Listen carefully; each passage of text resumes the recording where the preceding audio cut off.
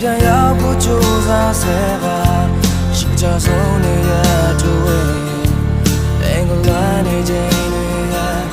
နေတိုင်းပဲအတန်ရဆုံးတိုင်းငါပေးဆက်ချင်တယ်နောက်လာရ